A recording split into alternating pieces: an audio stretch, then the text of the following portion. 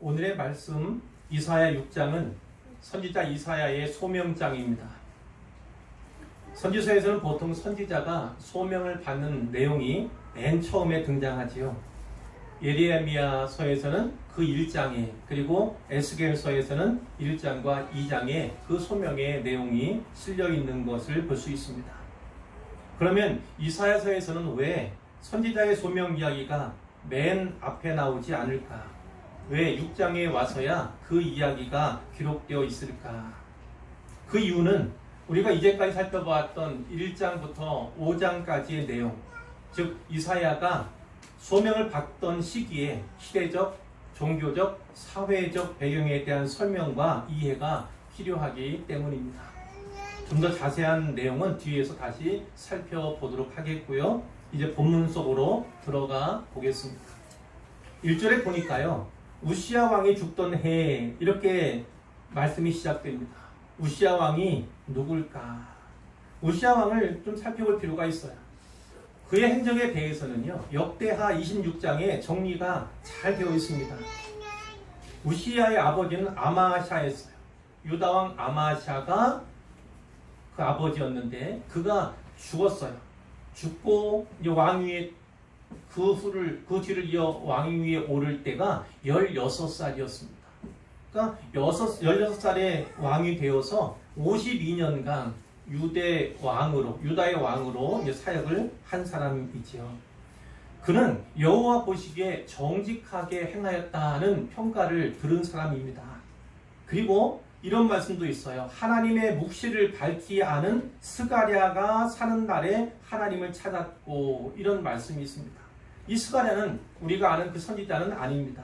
약 200년간의 텀이 있어요. 그와는. 이 스가랴는 아마도 왕에게 선생, 스승 역할을 했던 사람으로 짐작이 되는데, 그의 특징은 하나님의 묵시를 밝히 아는 자였다는 겁니다. 하나님의 묵시를 밝히 아는 그 스가랴가 사는 날, 그가 살아있는 날에는 하나님을 찾았다는 거예요. 약간 분위기가 이상하죠.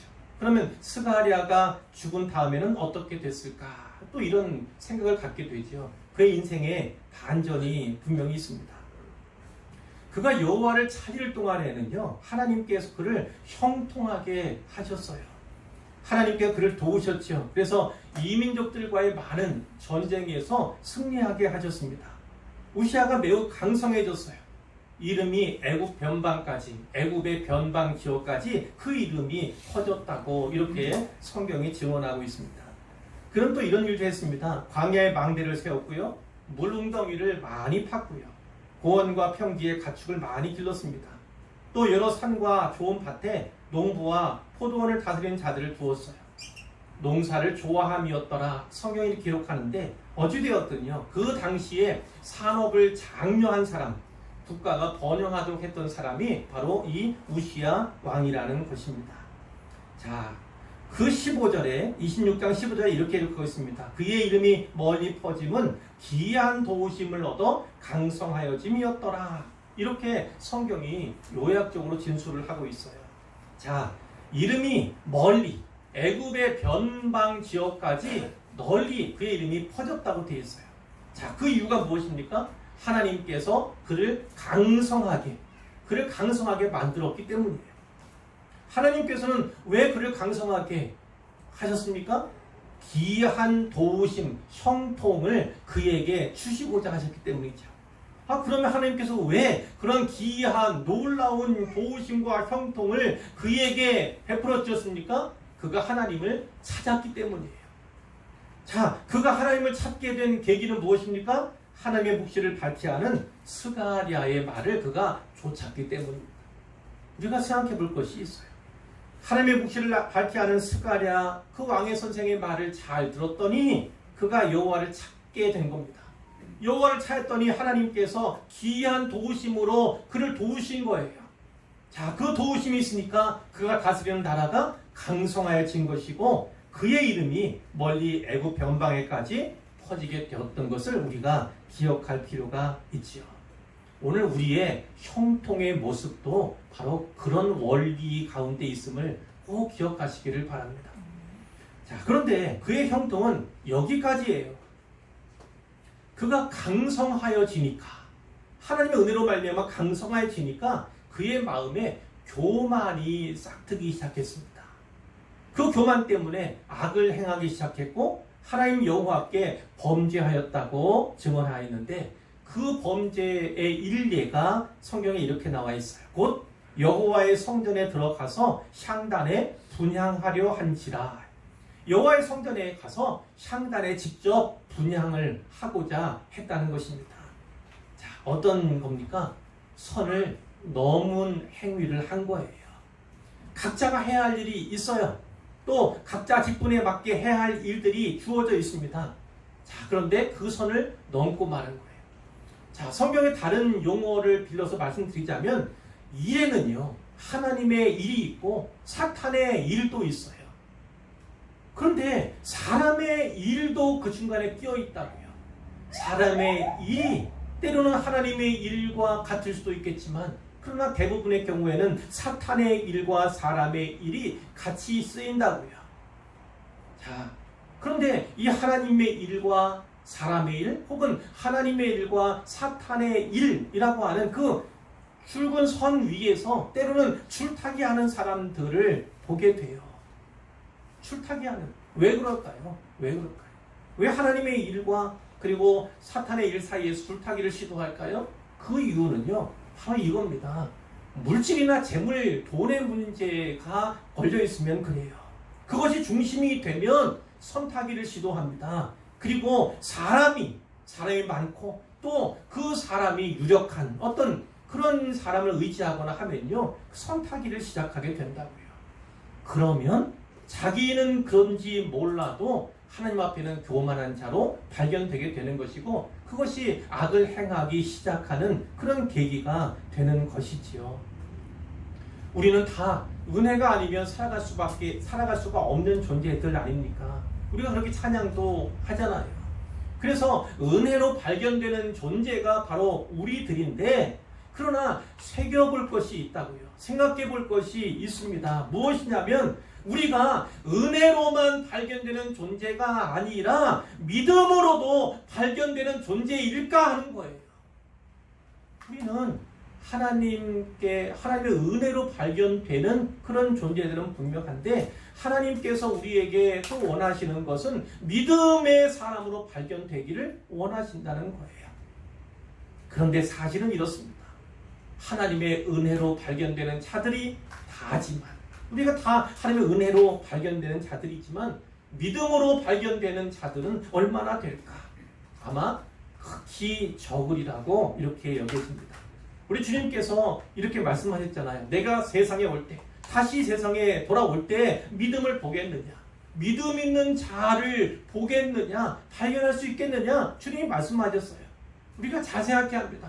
우리는 은혜로 살아가요. 그러나 그 은혜는요, 하나님께서 거저 주신 거예요. 공짜로 주신 거예요. 갚을 수가 없는 거예요. 그러한 은혜로 발견되는 것이 우리이나, 우리 하나님께서는 믿음으로 우리를 발견하길, 우리 안에서 믿음이 있기를, 믿음으로 살아가다가 다시 오시는 주님께 발견되기를 우리 하나님께서 소원하신다고요. 그래서 우리가 믿음으로 발견되는 자로 신앙생활을 해나갔으면 좋겠다, 이런 말씀을 제가 드리고 싶습니다. 자, 이 우시야 왕이 교만해서 범죄하였는데 직접 성전에 들어가서 향단의 분향을, 물론 성전에 들어가는 일이 막혀있지는 않았어요. 그것이 금지되지는 않았어요. 그러나 향단에 분향하는 일은 아론의 그 후손들, 제사장들만 허락받은 일이잖아요. 그러니까 제사장인 아사랴가 제사장 80명을 데리고 그 안으로 들어갑니다. 그래서 왕에게 얘기를 하죠. 일종의 경고입니다. 여호와께 분향하는 일은 왕이 할 바가 아닙니다. 제사장들이 할 바니까 성소에서 당장 나가십시오. 왕이 범죄하셔서 하나님 여호와께서 영광을 얻지 못하십니다. 이렇게 경고의 메시지를 보냈다고요. 근데 그 경고의 메시지를 들으면 어떻게 합니까? 당장 나가서 당장 회개를 하는 것이 합당한 거죠. 아, 내가 교만했구나. 내가 하지 않아야 할. 그래서 납죽 엎드려야 하는 것이 정상적인 것인데, 우시아는 어떻게 했습니까? 그들에게 화를 냈어요. 뭐 화를 냈다는 게 뭐 말로 어떻게 했는지 우리는 다 짐작할 수 있을 뿐이지만, 그런데 중요한 건 그때 그의 이마에 나병이 생겼다는 것입니다. 나병이요. 그리고 이 우시아 왕은요, 죽는 날까지 나병 환자로 살게 된 거예요. 나병 환자가 되니까 어떻습니까? 여호와의 전에 다시는 들어갈 수가 없게 된 거예요. 그리고 왕궁 옆에 별궁에서 생활하게 되는 것이고요. 죽어서는 어떻게 됩니까? 물론 그의 조상들과 함께 누웠어요. 그 묘실 근처에. 그러나 나병 환자였기 때문에 왕들의 묘실에 그 시신이 안치된 것이 아니라 그 왕들의 묘실에 접한 땅에, 그 근처에 있는 땅에 장사가 되는 그런 불운을 겪게 된 것이지요. 바로 그 우시아 왕이 죽던 해입니다. 이 해가 언제인가? 그 역사를 또 다루는 사람들이 언제다 이야기하지만, 가장 보수적인 관점에서는 주님 오시기 전 740년쯤이다. 이렇게 하는 것이 우리의 보편적인 생각인데요. 이때 내가 본지요. 이사야 선지자가 보았다는 거예요. 그 본 것은 환상이고, 환상의 내용이 뒤에 나오게 되는 거죠. 주께서, 이 주는 하나님을 말합니다. 하나님께서 높이 들린 보좌에 앉으셨다. 그러니까 높은 보좌에 앉아 계신 거예요. 그런데 그의 옷자락은 성전에 가득했다. 자, 그 이미지를 한번 상상을 해보세요. 자, 그 하나님을요, 수락들이 모시고 섰다. 이런 말씀도 나오는데, 이 하나님의 보좌 곁에서 시중드는 천사들로는요, 성경에 그룹들이 있습니다. 그룹. 복수용으로 말하면 케루빔 이렇게 얘기하는데, 그 그룹들이 일반적으로 나오는데, 오늘 본문에서는 특별히 그 그룹이 아니라 스랍들이 나오는 것을 보게 되죠. 성경 전체에서 여기에서만 나옵니다. 여기에서만 나오는 것이 바로 스랍들인데, 이 스랍들의 문자적인 뜻은요, 불타는 자들이에요. 불타는 자들, 이런 의미입니다. 그러니까 잘은 모르죠. 잘은 모르지만 하나님 곁에 머무는 천사들이니까, 그 곁에서 하나님을 모시는 천사들이니까, 그들은 성결한 존재일 것이다. 거룩한 존재일 것이다. 이것을 짐작할 수는 있잖아요. 우리가 확실하게 알 수 있는 건 그 스랍들이 6개의 날개를 갖고 있다는 거예요. 각각 6개의 날개를 가졌다는 거. 자, 근데 그 날개 가운데 둘로는 뭘 합니까? 자기 얼굴을 가리었다고 되어 있어요. 자, 둘로는 또 뭐 했습니까? 자기의 발. 여기는 자기의 발 이렇게 얘기했지만 실제적으로는 하체를 가리키는 거예요. 하체를 두 발로 가리었다. 이런 거고요. 그리고 그 둘로는 날며 이렇게 되죠. 날며. 자, 가장 거룩한 천사라고 말씀을 드렸잖아요. 아마 하나님 지근거리에 있는 천사들이니까 천사들 가운데서도 가장 거룩한 존재들이 이들일 거예요. 그렇게 가장 거룩한 천사들임에도 그들이 가진 6개의 날개들 가운데 단지 2개만을 날기 위해서요, 하나님 섬기는데 사용을 하고 있어요. 나머지 4개는 어떤 일을 합니까? 하나님 앞에서 자기를 가리는, 자기의 부끄러움을 가리는데 사용하고 있는 것을 우리가 보게 되는 거죠. 그 정도니까 하나님께서 얼마나 거룩하신 분인가를 우리가 알게 되는 거지요. 그 거룩하신 분이 오늘 우리에게도 내가 거룩하니 너희도 거룩하라, 이런 명령을 주고 계신 거예요. 그렇다면 우리가 그분 앞에 드려야 하는 거룩, 그분이 원하시는 만큼 거룩함을 드러낸다는 것이 어떻게 해야 될까요? 어떻게 해야지 하나님께서 우리의 거룩함을 인정해 주실까요? 하나님께서 우리에게 원하시는 것이 바로 이겁니다. 하나님이 우리에게 원하시는 건 일이 아니에요. 사역이 사실은 아닙니다. 하나님이 원하시는 건 경건이에요. 경건. 거룩함을 하나님이 원하시는 거예요. 그래서 주의 일을 우리가 어떻게 하렵니까? 어떤 것이 주의 일입니까? 예수님 뭐라고 말씀합니까? 주의 일은요, 하나님 보내신 그 아들을 믿는 것이 바로 일이에요. 하나님의 일이요. 그 하나님의 일, 그 믿는 일을 잘할 때 하나님께서 또 사명 주셔서, 또 사역을 주셔서 무언가를 우리에게 할 수 있도록 허락하여 주시는 것이지요. 그러니까 우리는 일과 사역에 집중하는 그런 신앙생활을 해서는 안 되고, 더 집중할 것은 경건, 거룩함에 집중을 해야 한다는 거예요. 얼마 전에 우리가 창세기 4장을 잠깐 보았는데 거기에 가인과 아벨 이야기가 있지 않습니까? 가인과 아벨. 자, 첫사람 아담의 그 아들들이죠. 그런데 이 아벨도 또 이 가인도 하나님께 제사를 드렸잖아요. 제물을 드렸다고요. 자, 그런데 하나님께서 아벨 제물은 받으셨고 가인의 제물은 받지 않으셨어요. 근데 성경을 자세히 보면 이렇게 나온다고요. 여호와께서 아벨과 그의 제물은 받으셨으나 가인과 그의 제물은 받지 아니하신지라. 이렇게 아벨과 그의 제물은 받으셨으나 가인과 그의 제물은 받지 아니하신지라. 지금 우리가 무엇을 깨달아야 합니까? 제물이 우선이 아닌 거예요. 제물을 드리는 것은 사역입니다. 그건 일이에요. 그러나 더 중요한 건 뭐냐면 아벨이 하나님께 연락이 된 거예요. 가인은 하나님께 연락되지 않은 거예요. 자, 다른 말로 하면 이겁니다. 하나님께서는요, 우리의 존재 자체를 받으시기 원하는 거예요.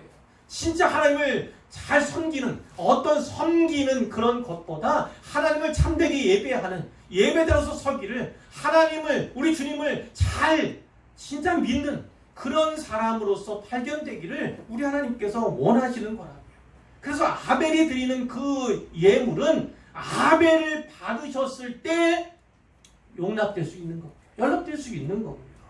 가인의 제물이 거부된 것은 가인을 하나님께서 받으실 수가 없었기 때문이에요.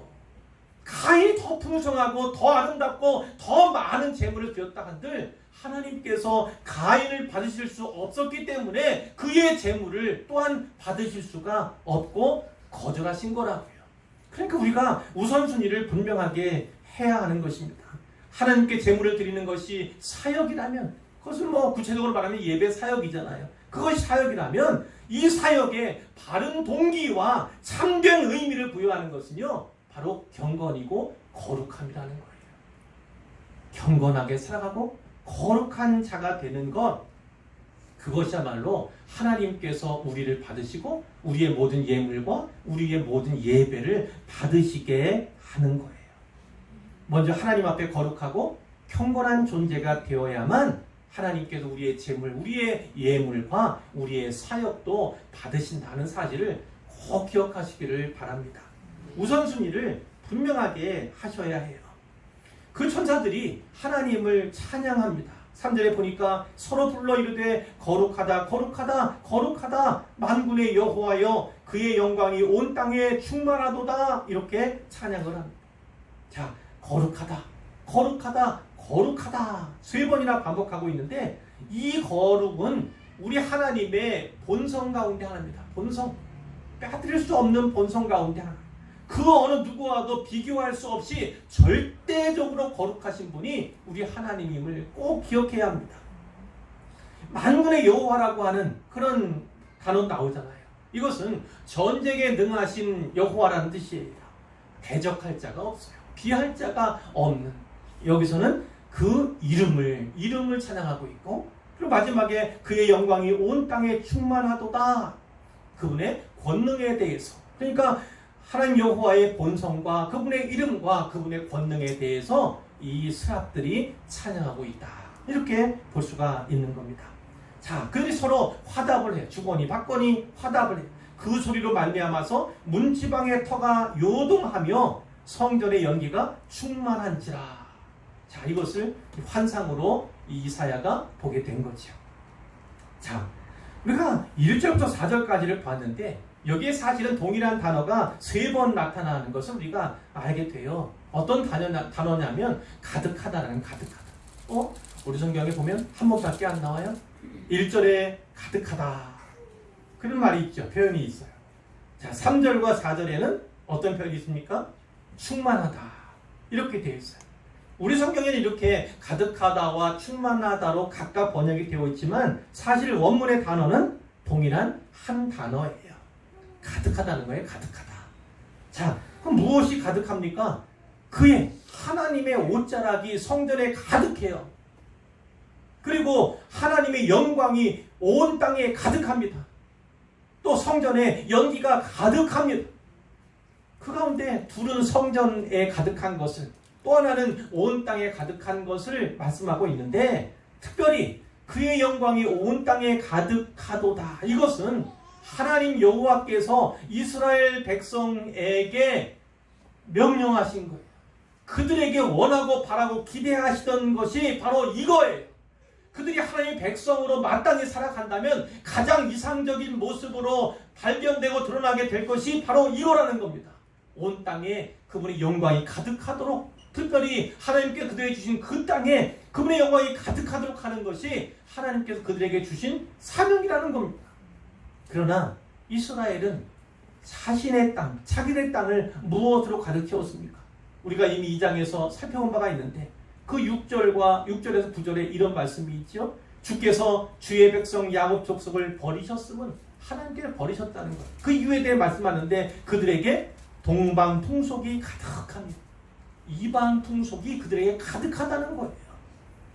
또 은금이 가득하고 마필이 가득하고 보화와 병거가 무한하고 무수하다, 이런 표현도 아울러 있고 그 끝에는 땅에 우상도 가득하다는 거예요. 우상도 가득하다.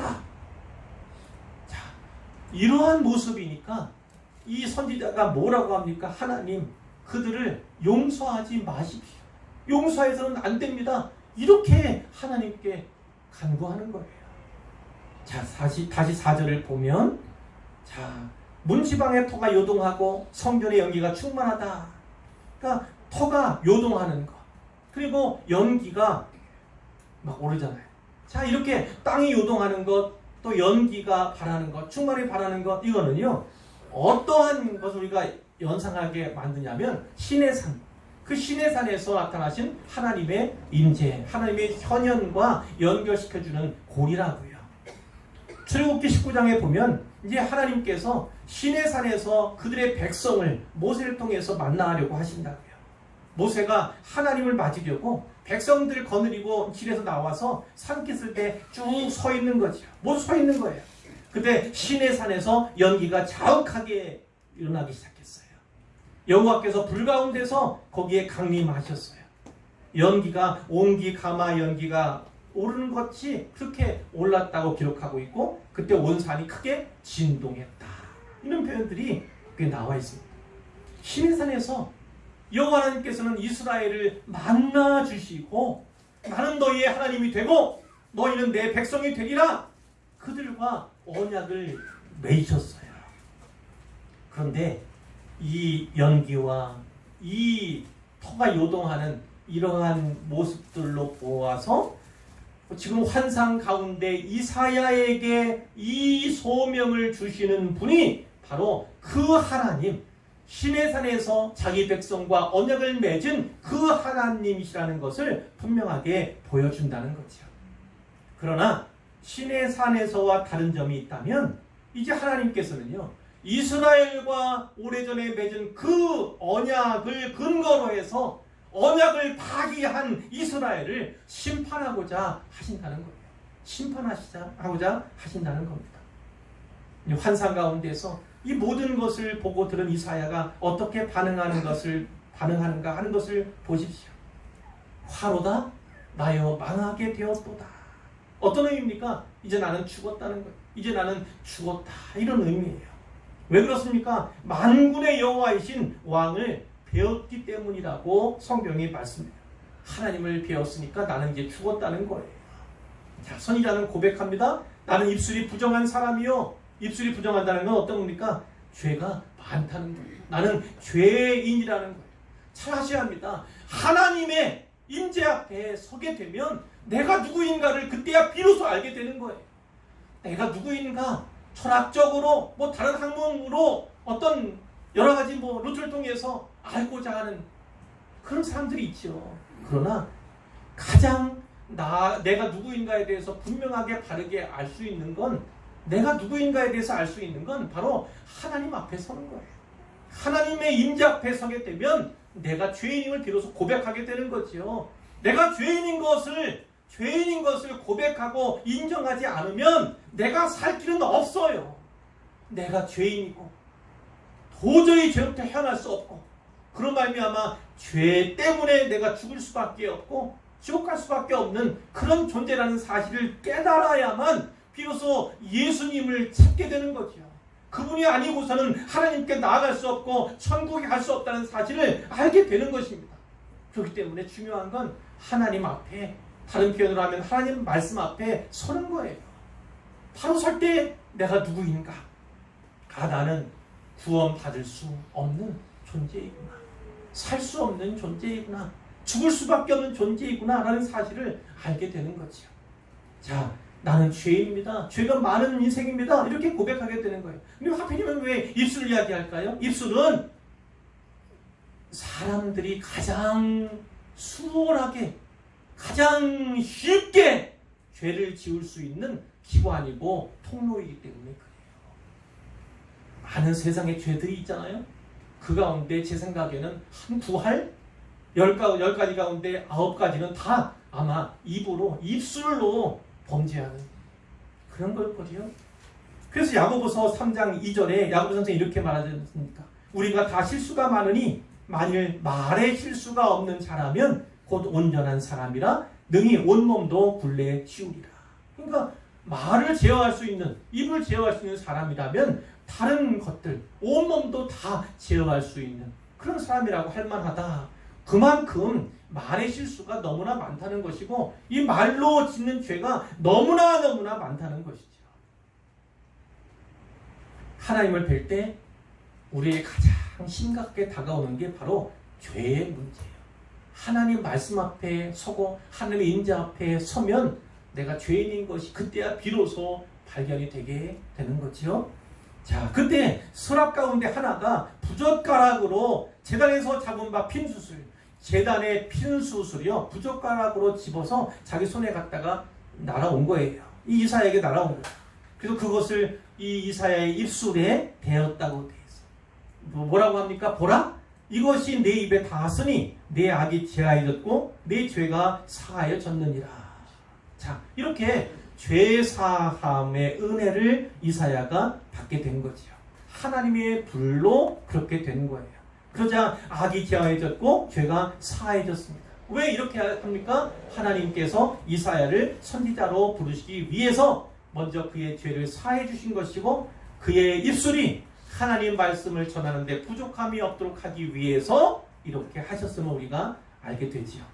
이때 하나님의 음성이 들려왔습니다. 내가 누구를 보내며 누가 우리를 위하여 갈꼬. 자, 이것은 명령이 아니잖아요. 명령이 아니에요. 마치 독백과 같은 그런 말이에요. 독백. 하나님께서 독백하고 계신 거예요.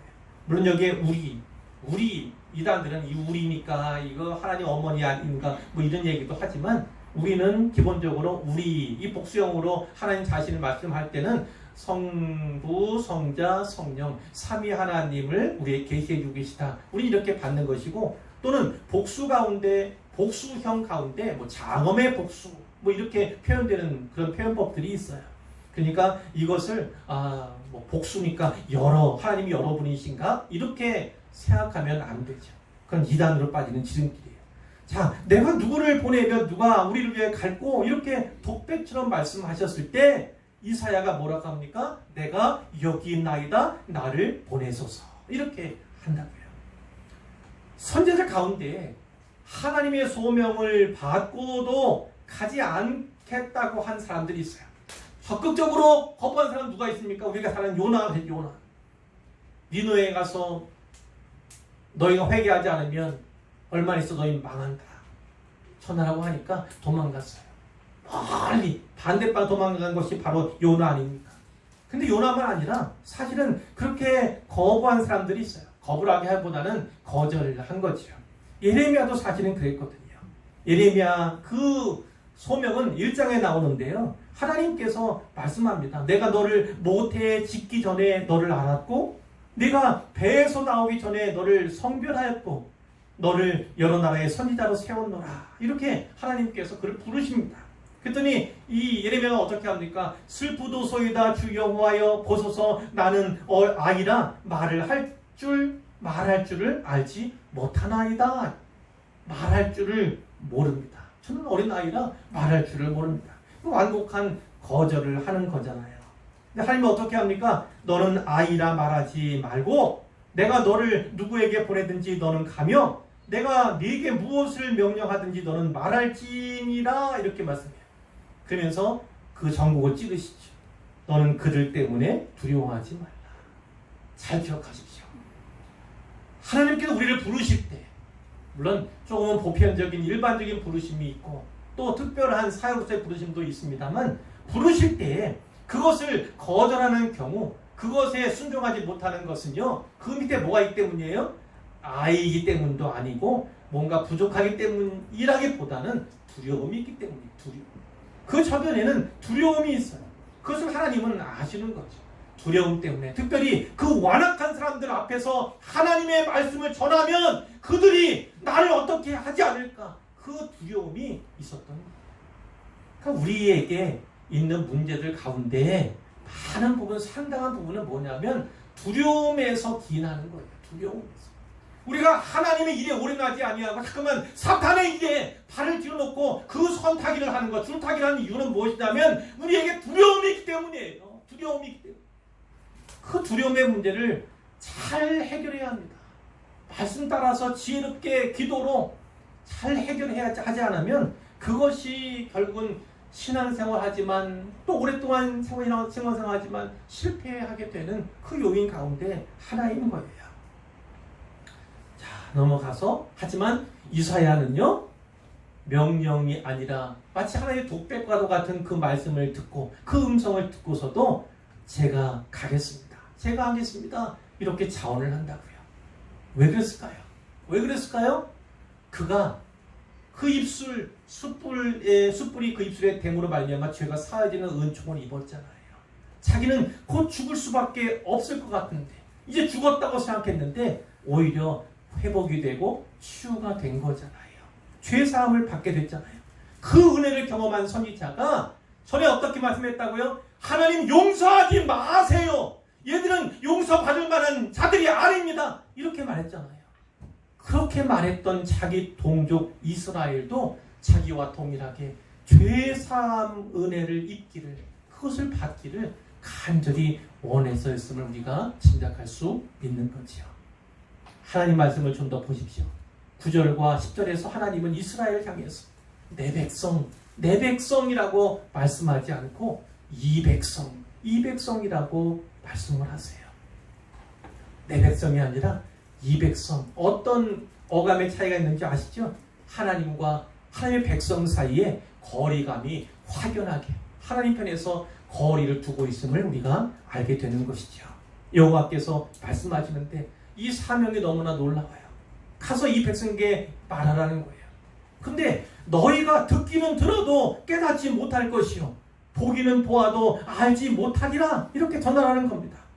그러면서 그가 해야 할 일을 말씀하시는데 어떤 겁니까? 이 백성의 마음을 둔하게 만들라는 거예요. 둔하게. 그들의 귀를 막게. 그들의 귀가 막히게. 또 그들의 눈이 감기도록 하라는 겁니다. 그래서 뭐라고 말씀합니까? 염려하건대. 이런 말이에요.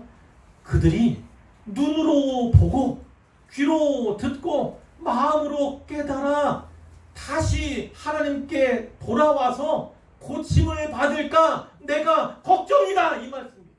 내가 걱정이다. 그들이 눈으로 보고 귀로 듣고 마음으로 깨닫고 다시 내게 돌아와서 고침을 받을까봐 내가 걱정이다. 하나님 이렇게 말씀하신다. 아니 하나님이 어떻게 그렇게 말씀하실 수 있지?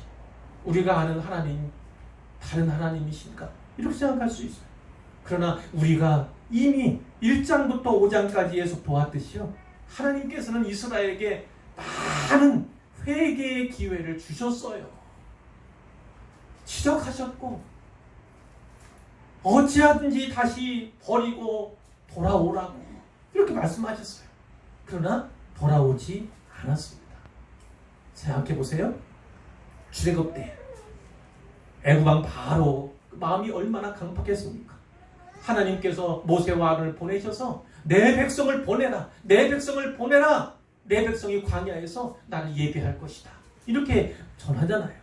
그런데 처음에는 바로의 마음이 스스로 강팍했어요. 스스로. 자, 그런데 어느 시점이 되고 나니까 어떻습니까? 하나님께서 그의 마음을 강팍하게 하십니다. 강팍하게. 왜요? 하나님이 이미 그를 심판하기를 원하시는 거예요. 그가 멸망하기를 원하시기 때문에 그의 마음을 이제 강팍. 그러니까 무엇을 생각해야 하냐면 회개도 때가 있다는 거예요. 회개도 때가 있다. 돌아오라는 말씀이 계속되는 게 아니고 어느 시점까지 오히려 그것이 용납되는 시점이 있다는 거예요. 물론 어떤 인생 가운데는 예수님의 좌우편 십자가에 섰던 그 강도들처럼 인생의 마지막에 구원받는 사람도 있어요. 그러나 모두에게 그런 기회가 주어진다는 그것은 아닐 수도 있음을 우리가 꼭 기억해야 해요. 회개도 때가 있어요. 돌아오라, 돌아오라 간절하게 하나님께서 요청하실 때 그 요청에 응답을 해야 하는 겁니다. 순종해야 하는 겁니다. 자칫 잘못하면 때가 모든 사람들이 다 그 인생의 마지막에 구원받는 건 아니잖아요. 예수님 영접할 수 있는 건 아니잖아요. 때가 있음을 꼭 기억해야 하고 그 때가 바로 지금임을, 은혜 받을 때가 지금임을, 돌아가야 할 때가 지금임을, 그래서 내가 살게 되는 때가 지금임을 우리가 잊어서는 안 됩니다. 바로 이거예요. 이사야의 소명이 앞부분이 아니라 6장에 나오는 이유가 바로 여기에 있습니다. 이사야의 사역은 다른 선지자들의 사역과는 매우 다르고 독특해요. 하나님께서 왜 이사야에게 이런 소명과 이런 사역을 맡기셨는가? 그 이유, 그 까닭이 무엇인가? 그것을 시대적으로, 종교적으로, 사회적 상황을 통해서 미리 설명해 주고자 하시는 거죠. 그래서 그의 부르심이, 소명이 6장에 나오고 있음을 우리가 알게 되는 거죠. 그런데 이사야의 입장에서 생각해 보세요. 자기가 소명을 받았지만, 차원했지만, 제가 가겠습니다 했지만 이것은 어쩌면 그가 전혀 기대하지 않았던 그런 소명이었을 거예요. 충격이 아니겠습니까? 아니, 선지자는 이러이러해야 하는데 오히려 귀를 막는 일, 그리고 눈을 막는 일, 마음 깨닫지 못하도록 막는 일, 다시 돌아오지 못하게 하는 일, 돌아와서 고침을 받지 못하도록 하는 일이 선지자의 사명인 거예요. 얼마나 당황스럽고 충격적이지 않겠습니까? 아마 이 말은 아주 떨리는 목소리로 여쭈말일 거예요. 주여, 어느 때까지입니까? 어느 때까지입니까? 자, 잘 봐야 합니다. 선지자는 그럼에도 불구하고 순종하고자 합니다. 순종. 자기가 기대했던 사역의 방향이 아닌 것이고, 그 부르심 때문에 내가 어떤 일에 처해야 할 것, 어떤 곤고함과 곤란 가운데 처해야 할 것이 이 생각이 안 되겠어요? 그러나 그럼에도 불구하고 순종하고자 하는 거죠. 이스라엘의 모습과는 극명한 대조를 이루고 있다는 것을 우리가 한 번 더 보게 됩니다. 자, 하나님 말씀하세요.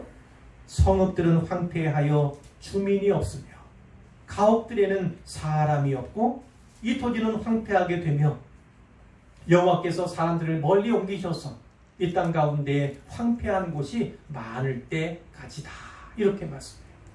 자, 하나님께 주신 이 땅에 사람이 없는, 주민이 없을 그때까지다. 이렇게 말씀하고, 여기 보면 하나님께서 사람들을 멀리 옮기실 그 계획에 대해서 말씀하셨잖아요. 결국은 전쟁 상황이고 그들이 포로 잡혀가는 상황, 죽임을 많이 당하는 상황을 우리가 생각할 수가 있어요. 하나님의 심판으로 많은 사람이 죽임을 당하게 될 것이고 많은 사람들이 끌려가게 될 것에 대해서 말씀합니다. 그럼 어떻게 되겠습니까? 사람은 그 땅에 없고 주민 없이 텅텅 땅이 비게 될 것이다 라는 거예요. 앞서 우리는 앞부분에서 가득하다라는 표현이 3번이나 쓰인 것을 보았지 않습니까? 하나님의 영광이 이스라엘 온 땅에, 그들을 통해서 또 다른 온 땅에 가득 채워지는 것이 하나님의 바람이고 원하시던 거고 기대였다는 거예요. 그러나 그들은 하나님이 바라시던 것이 아니라 하나님이 미워하시는 것, 하나님이 가장 싫어하시던 것, 하나님이 금하시던 것들로 그 땅을 가득 채웠다는 것입니다. 하나님은 이제 심판하실 수밖에 없는 거예요. 돌아오라, 돌아오라 애타게 불러도 돌아오지 않는 그 백성들을요 심판할 수밖에 없어요. 하나님의 심판이 임하게 되면 어떻게 됩니까? 그 땅은 완전히 비게 될 거죠. 우리도요 기억해야 합니다. 오늘 우리의 삶은요, 오늘 우리의 삶 속에는 무엇이 채워지고 있는가? 우리의 삶은 오늘 무엇으로 가득 차 있는가를 생각해 보아야 합니다. 영원한 것을 준비하며 영원한 것을 채웁니까? 하나님의 심판이 임했을 때 우리 주님이 다시 오실 그날에 아무것도 그 가치를 인정받지 못하고 없어지고 썩어질 그것으로 채우고 있는가 분명하게 생각을 하셔야만 합니다. 고린도전서 3장에서 사도 바울이 이렇게 얘기하잖아요. 내게 주신 하나님의 은혜를 따라서 내가 지혜로운 건축자와 같이 터를 닦아. 자기가 지혜로운 건축자와 같이 터를 닦는 일을 했다는 거예요. 그 터는 무엇입니까? 예수 그리스도라고 분명히 적시하고 있습니다. 예수 그리스도가 터예요. 근데 그 터 위에 우리 한 사람 한 사람이 그 위에 무언가를 세워야 한다는 거예요. 그 세우는 것이 무엇이냐면 공적을 세우는 겁니다. 그런데 사도 바울 뭐라고 합니까? 각각 어떻게 그 위에 세울까를 조심하라는 겁니다. 조심하라. 자, 어떤 사람은 금과 은으로 세웁니다. 어떤 사람은 금 보석으로 세우고 어떤 사람은 나무나 풀이나 짚으로 그 터 위에 세우게 되는데 그것이 이 땅에 있을 때는 잘 나타나지 않아요. 주님께서 다시 오시는 그날 마지막 날에는 그것이 분명합니다. 하나님께서 불을 내실 거예요. 불로 사르실 거예요. 그 불이 불로 살려지는 것인가 남는 것인가가 중요하다는 것입니다. 여기서는 금과 은, 이 본문과 전혀 다른 뜻으로 쓰인 거예요. 금과 은과 보석으로 그 위에 세워진 그 지분이요. 그 공적은 어떻습니까? 그것은 보존이 되는 거예요. 그 심판의 때도 보존이 돼서 결국 공적으로 인정을 받는 반면에 나무나 풀이나 짚으로 세워진 그 공적은 결국 없어지고 말 것이라는 겁니다. 없어지고 말 것이다. 만일 누구든지 그 위에 세운 공적이 그대로 있으면 상을 받고 누구든지 그 공적이 불타면 해를 받을 것이다. 물론 예수 그리스도 위에 그 터 위에 세우는 사람들이기 때문에 구원의 문제를 말하는 것이 아니에요. 그러나 자신은 구원을 받되 불 가운데서 받은 것 같으리라 해요. 자, 어떤 겁니까? 모두에 말씀드린 것처럼 이겁니다. 은혜로는 발견되지만 믿음으로는 발견되지 않는 그런 사람들이 태반일 것이라고 말씀하는 거예요. 신앙생활 어떻게 합니까? 우리 모두는 은혜로 발견되는 사람들이에요. 은혜가 아니면 살 수 없는 사람들입니다. 살아갈 수가 없는 사람들이 우리예요. 그러나 기억할 것은 우리 주님께서 여전히 우리에게 믿음으로도 발견되는 자가 되기를 원하신다는 거예요. 그 믿음으로 금이나 은이나 보석, 그 불과 같은 그 환난과 심판의 때에도 보존되는 것, 타서 없어지지 않는 그러한 믿음의 공적들을 우리에게 원하신다는 것을 우리가 기억해야 하는 거죠. 이제 인구의 10분의 1에 대해서 말씀하시잖아요. 그 중에 10분의 1이 아직 남아있을지라도 아직 끝나지 않았다는 거예요. 이것도 황폐하게 될 것이다. 그러면 10분의 1도 안 되는 아주 극소수만 남게 될 것이라는 겁니다. 자, 여기를 보십시오. 밤나무와 상수리나무가 배임을 당하여도, 자, 밤나무 상수리나무 배잖아요. 자, 맨 밑에 그럼 뭐가 남습니까? 그루터기가 남잖아요. 뽑는 게 아닌 이상 베면 그루터기가 남아있어요. 자, 그런데 무슨 말씀이에요? 그와 같이 거룩한 씨가 이 땅에 그루터기니라, 이렇게 말씀을 하신다는 거예요. 자, 무슨 말입니까? 밤나무, 상수리나무 크잖아요. 그 나무가 배임을 당해요. 그러나 그것이 쓰러지고 썩어가고 혹은 옮겨가서 다른 데로 사용돼야 할지라도 그 나무에 뭐가 남아있습니까? 그루터기는 보존이 되는데 하나님께서 이 유다 백성들 가운데서 그루터기를 남겨놓으실 것이라는 거예요. 이것이 바로 이 구약이 말하는 남은 자입니다. 남은 자. 남은 자들을 남겨두실 거라는 거예요. 그 소수의, 극소수의 남은 자를 무엇으로 사용하신다고요? 거룩한 씨로 사용하실 것이다. 달리 말하면 그 그루터기에도 시간이 지나면 뭐가 생깁니까? 연약하지만 작은 순들이 다시 피어 올라오잖아요. 바로 그것을 말씀하는 겁니다. 그루터기와 같아서 아무것도 남아있는 것 같지 않고 다 없어진 듯 하지만 그러나 그 가운데서 연약한 순들이 자라나고 하나님이 기대하시는 거룩한 씨로서 그들을 사용하실 것이라고 하나님께서 약속하신 거예요. 아브라함을 아시죠? 아브라함에게는 자손이 별로 없었잖아요.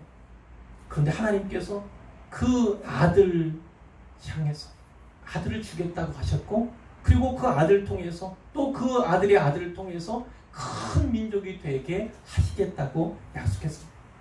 아브라함 당대에 그 하나님의 비전을 들었을 때는요, 막막하지요. 있을 수 없는 일이라고 생각하지요. 아, 이것이 가능할까? 이렇게 의구심도 들 수 있어요. 그러나 아브라함은 그것을 믿었어요. 비전으로 삼았습니다. 하나님 뭐라고 하셨습니까? 네 자손들, 네 후손을 바닷가의 모래알과 같이 그렇게 많게 할 것이라. 그리고 하늘에 있는 뭇별들처럼 많게 할 것이라고 이렇게 약속했잖아요. 그리고 오늘날 보면 그렇게 하셨잖아요. 이스라엘 민족만, 족속만 그렇습니까? 아니요. 오늘 이스라엘 살아가는 우리들을 보아서도, 아브라함의 자손으로 구별된 우리들을 보아서도 그 일이 분명히 이루어졌고 계속해서 이루어질 것을 우리는 믿게 되는 것입니다. 그래서 중요한 건 그 시대 하나님께서 아브라함을 사용하셨어요. 그 세상의 인구에 비하면 극소수에 지나지 않습니다. 우리는 믿어야 합니다. 역사는요, 소수에 의해서 이루어지고 써내려가지는 거예요. 그래서 혹자는 그것을 창조적 소수 이렇게도 이야기합니다. 그러나 성경의 언어로 말하자면 그것은 구약에서는 남은 자이고 신약에서는 이기는 자예요. 그들은, 남은 자, 이기는 자들은 그 시대의 인구에 비해서는, 사람들에 비해서는요, 아주 적은 소수의 사람들이에요. 그러나 하나님은 그 적은 소수의 사람을 통해서 다시 재건하시고 다시 회복하시고 역사를 써내려 가신다고요. 그것을 꼭 기억하시길 바랍니다. 많으면 좋지요. 그러나 적다고 해서 결코 실망할 필요가 없어요. 오늘날 우리 나라, 우리 한국 교회 교인 수가 점차 줄어들고 있다. 우려와 걱정 섞인 말들이 많이 있죠. 그러나 우리가 더 걱정해야 할 것은 그것이 아닙니다. 그것이 아니에요. 우리가 정작 걱정해야 할 것은요, 교회가 계속해서 세속화가 되어 가고 있다는 거예요. 교회 안에 있는 사람이나 밖에 있는 사람이나 구별이 안 돼요. 주일에 모여서 예배드리는 그 모습, 그 광경을 보면 아, 이 사람은 교인이구나 알 수 있는데, 교회 밖에만 가면 이 사람이 예수 믿는 사람인가 아닌가 구별하기가 어려운 시대입니다. 뿐만 아니라 종교 지도자들, 그리고 또 직분자들, 좀 더 본이 되어야 되고 모범이 되어야 될 그 사람들이 세상 사람들보다 더 못한, 세상 사람들의 가치관보다 더 못한, 그런 상식도 안 되는 그런 기준으로 살아가고 있는 그 모습이, 그것이 우리의 아픔이고 우리의 고통이고 우리가 실망해야 할 바이지, 그 전체 인원이 좀 줄고 있다, 그런 방향이 나오고 있다, 그것을 걱정할 필요가 오히려 없는 거예요. 성경이 분명히 말씀합니다. 그루터기, 남은 그루터기, 그 남은 작은 자라도 그것이 거룩한 소수라면 하나님께서 그를 통해서 희망의 역사를, 소망의 역사를 써나가실 수 있는 겁니다. 근데 아무리 많은 수라도요, 그것이 구별되지 않고 거룩하지 않고 세상 가운데 파묻혀 살아가는 사람들이라면 아무리 많은 다수라도 거기에 희망이 없는 거예요. 소망이 없어요. 하나님이 소망의 역사를 써나갈 수가 없는 것입니다. 기독교의 역사를, 교회사를 돌아볼 때 우리가 꼭 알아야 하는 것은요, 신자들의 수가 적을 때, 그 적은 신자들이 세상으로부터, 사회로부터 대단한 박해 가운데 처해 있을 때 그들의 신앙이 가장 빛났다는 겁니다. 교회가 가장 순수했다는 사실을 우리가 기억할 필요가 있습니다.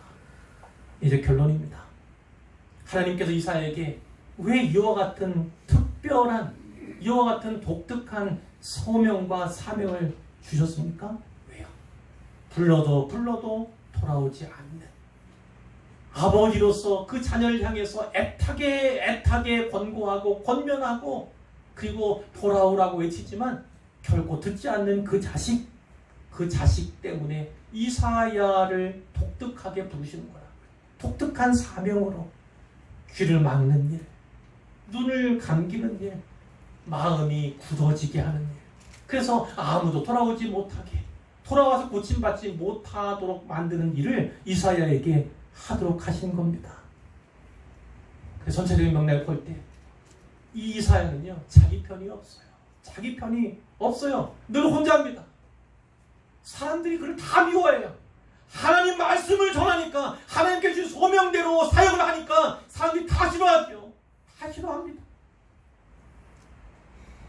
지적하고 또 어떤 비평하거나 비판적으로 이야기하면 듣는 사람들이 싫잖아요. 완악한 사람에게 복이 아니라 저주를, 하나님께서 너희를 저주하시기 원한다, 심판하시기 원하니까 선포하니까 그것이 좋아 보이겠습니까? 그렇기 때문에 어떤 사람들의 눈에는요, 이 이사야의 사역이 실패한 것처럼 보인다. 마치 실패한 사역인 것처럼, 그런 선지자인처럼 보는 사람들도 없지 않아 있다는 것. 하지만 절대적으로 그렇지 않습니다. 하나님 편에서는 그가 충성된 선지자, 충성된 종이었던 거예요. 우시야 왕이 죽었습니다. 이제 그 왕, 그나마도 능했던 그 왕이 죽으니까 이제 왕의 공백, 물론 그 아들이 또 이어지겠지만 그 공백이라는 게 있잖아요. 하나님께서 그때 이 우시야 왕이 죽는 그 해에 하나님이 이 환상을 보여준 그 이유를 알아야죠. 뭡니까? 보이는 세상이 다가 아니라는 거예요. 이 세상 너머에 뭐가 있습니까? 그 위에 하늘 보좌가 있다는 겁니다. 여기서 왕으로서 군림하고 여기서 높은 지체로서 뭔가 하고 있다 할지라도 결국은 그를 임명하시고 그를 다스리는 그 왕이 있다. 하늘에 높이 계신 그 보좌에 왕이신 하나님이 계시다는 사실을 분명하게 말씀하시는 거죠.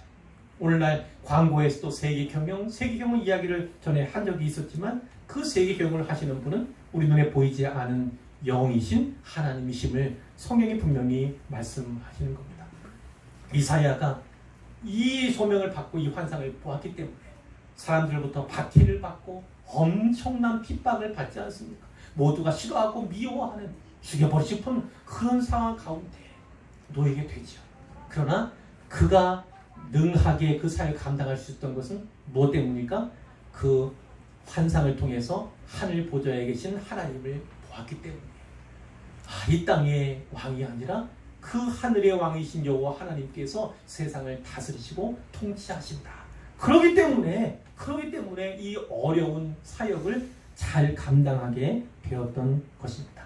이제 마지막 하나요? 하나님께서는 그루터기를 남겨놓으신 하나님이에요. 모두 뿌리째 뽑고 모두 멸망하도록 하시지 않는 분이 우리 하나님이에요. 그래서 또 다른 표현이 이거죠. 꺼져가는 등불을 끄지 아니하시는 분이에요. 연약한 갈대를 꺾지 아니하시는 분이 우리 하나님이신 겁니다. 그분의 성품, 그분은 남겨놓으시기를 원하시는 분이고, 그 남은 자를 통해서, 이기는 자를 통해서 하나님의 역사가 바르게, 좀 더 아름답게, 그리고 담대하게 거침없이 써내려 가지기를 원하시는 하나님이라는 사실을 기억하시기를 바랍니다. 근데 그 구루터기에 연약한 것 같으나 순이 올라오기 시작하고, 하나님이 원하시는 건 그들이 거룩한 씨가 되기를 원하시는 거예요. 그 씨는 바로 새로운 시작 아닙니까? 중요한 것은 거룩에 있습니다. 거룩. 그 거룩한 씨로 말미암아서 다시 하나님의 영광이 나타나는 그 나라, 그리고 하나님의 거룩을 닮아서 거룩한 자들로 채워지는 그 나라, 그 나라를 하나님께서 바라고 원하고 기뻐하신다는 사실을요, 꼭 기억하시길 바랍니다. 이 시대 코로나19 재앙 가운데서, 많은 고난 가운데서 두려움에 빠질 수 있어요. 그러나 이 시대 상황 속에서도 우리가 추구해야 되고 꼭 붙잡아야 할 것, 기억해야 할 것은 바로 거룩입니다. 거룩. 하나님께서 그러면 거룩한 씨를 사용하실 것입니다. 우리가 거룩한 씨가 되면 그것이 연약한 순처럼 보인다 할지라도 하나님의 그루터기로서 아름답게 사용될 것을 꼭 믿으시기를 주님의 이름으로 축원합니다.